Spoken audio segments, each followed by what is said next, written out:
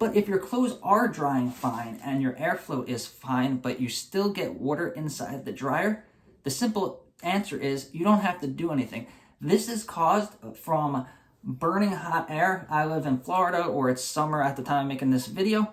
A wind gust will be blowing hot air into your dryer vent on the roof, and then it comes into your laundry room where your air conditioning is on like 71 or 75 or whatever. And then when you take something hot and something cold, it's just like grabbing an ice cold beer out of the fridge, and there'll be condensation. So there is a couple of things you could do. Number one is just ignore it. It's going to dry anyway because it's a dryer. The next thing that you could do is simply leave the door open.